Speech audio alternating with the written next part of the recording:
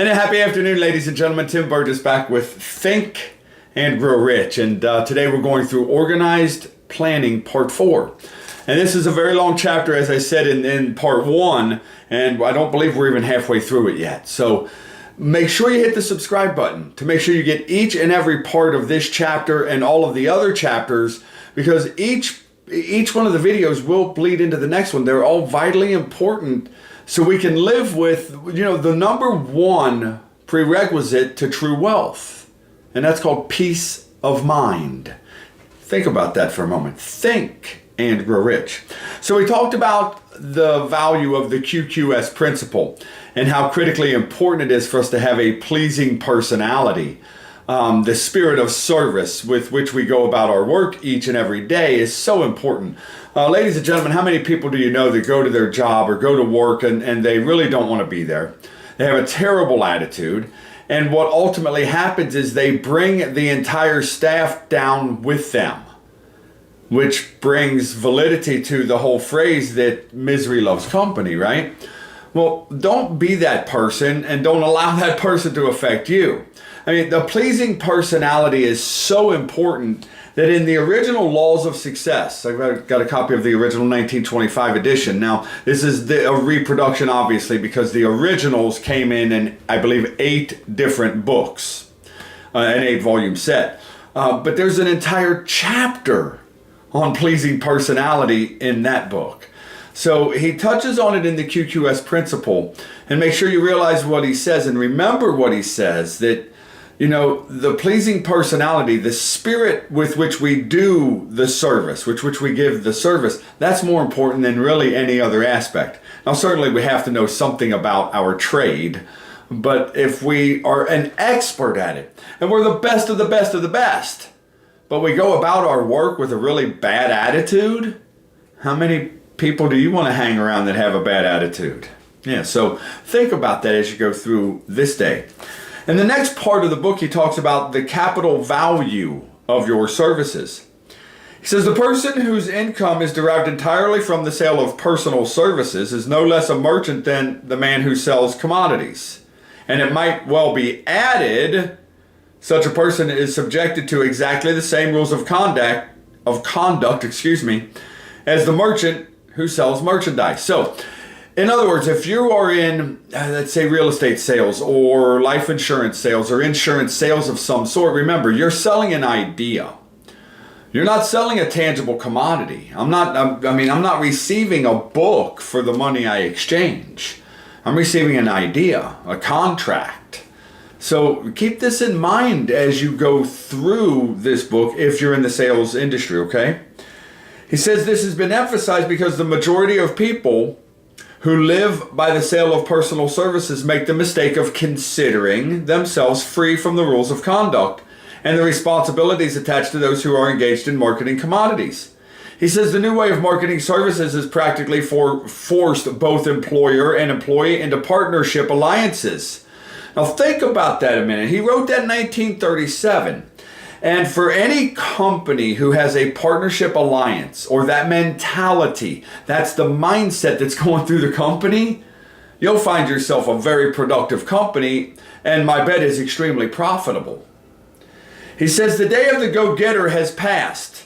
He has been supplanted by the go-giver. Well, ladies and gentlemen, let's keep in mind the very basic law.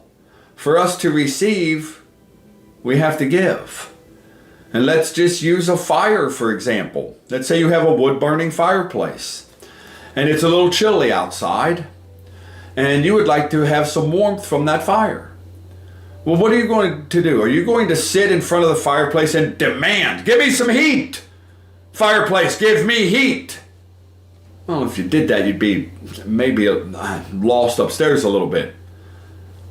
But the point is, if we were to do that, the fireplace would probably look at us and say, well, if you'll give me some wood first, I'll be happy to supply you with some heat.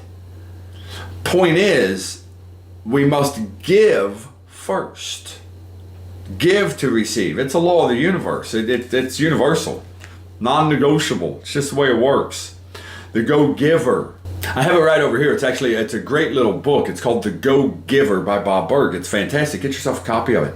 It's a short read, and it's a good read, no question about it. He says the actual capital value of your brains may be determined by the amount of income you can produce. Huh? The actual capital value of your brains may be determined by the amount of income you can produce. By marketing your services, of course. How much income can you produce by marketing your services? Well, couldn't you say that's the capital value of your brain? Or is it the capital value of the way you're using your brain? Think about that one. Competent brains, this is an important part. Competent brains, if effectively marketed, represent a much more desirable form of capital than that which is required to conduct a business dealing in commodities. Why? Brains are more important. When you connect brains together, man, think about it. When you connect yourself together with somebody who is like-minded and you're going after the same goal, what happens? It's like magic.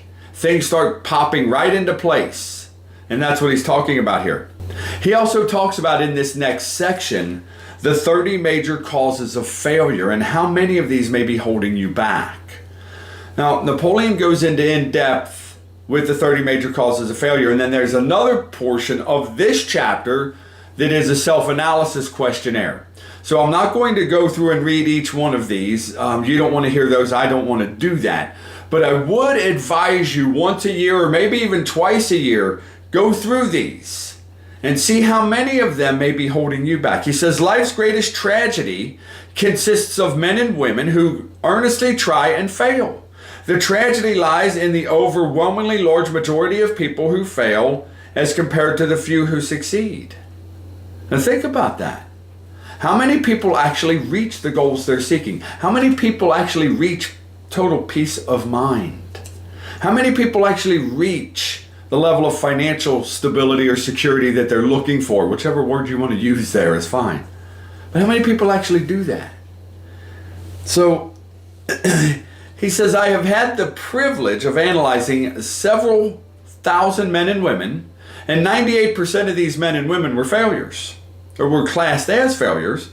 He says there's something radically wrong with the civilization and a system of education.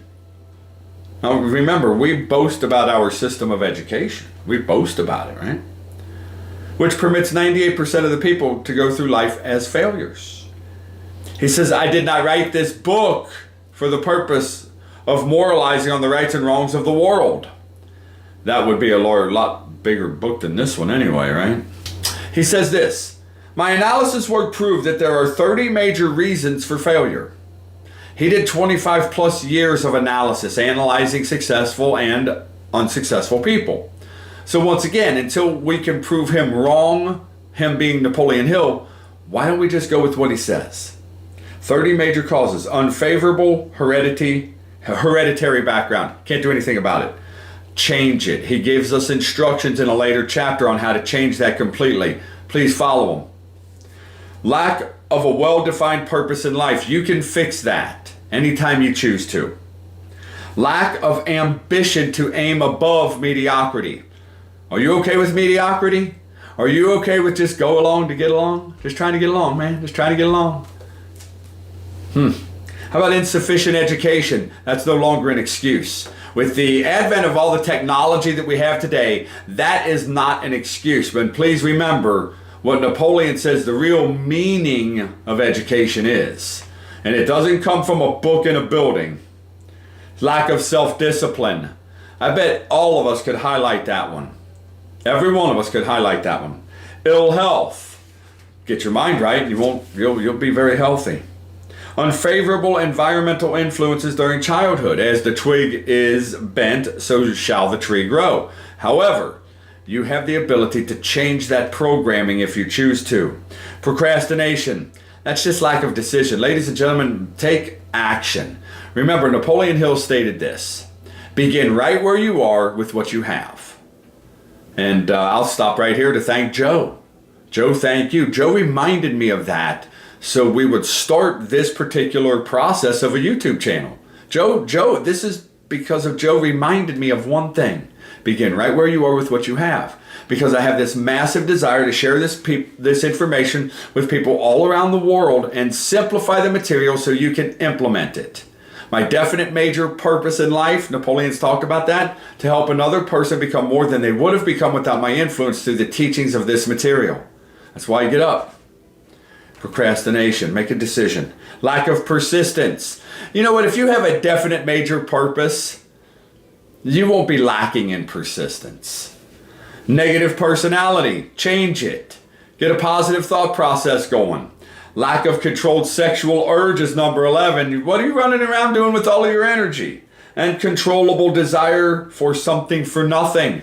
Doesn't work that way. To receive, we must give.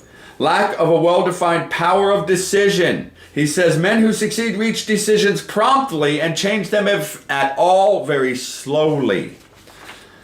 One or more of the 6 basic fears. Wrong selection of a mate in marriage. Over caution. Wrong selection of associates in business. I have made that mistake big time. Superstition and prejudice. That's nothing. Superstition is nothing more than fear embedded in all the cells of your being. That's all that is. Wrong selection of a vocation. Are you doing what you really want to do? Lack of concentration of effort. In other words, you're distracted a lot. The habit of indiscriminate spending. Get that one under control. It's just a decision. Lack of enthusiasm. Man, get some enthusiasm for life going.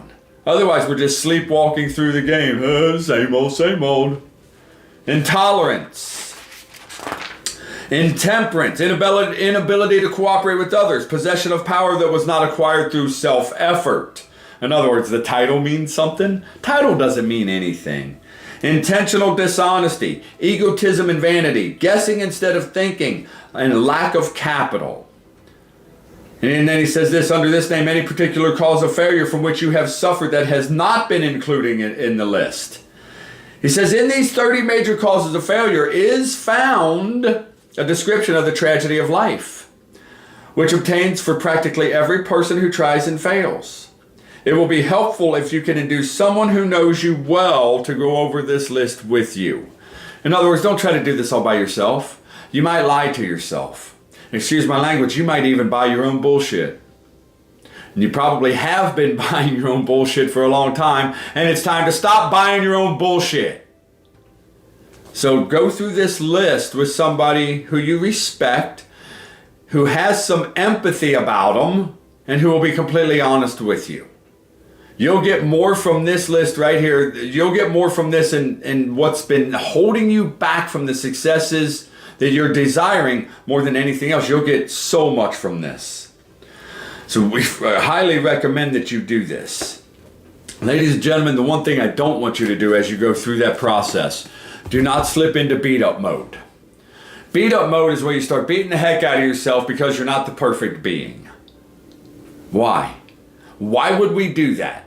Well, probably because from the time we went to school, we saw minus this or minus that, and always what we did wrong. Magnified over and over and over and over again. What did you do wrong?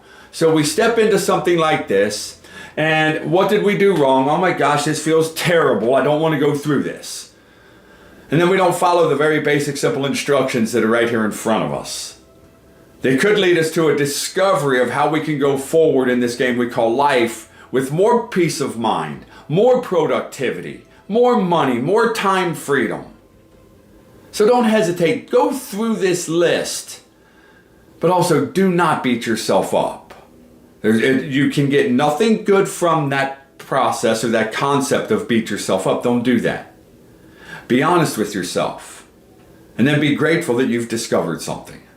Okay? It's real simple. Push the subscribe button. Don't miss the next part. It's a very, very important part.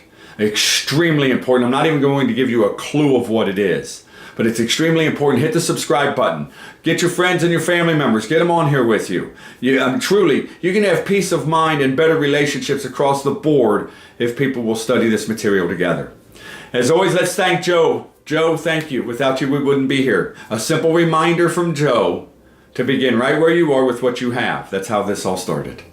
As always, one of our greatest desires is that this day be the very best day you have ever experienced in this game we call life. Yesterday doesn't matter. It's already ancient history. Tomorrow isn't here.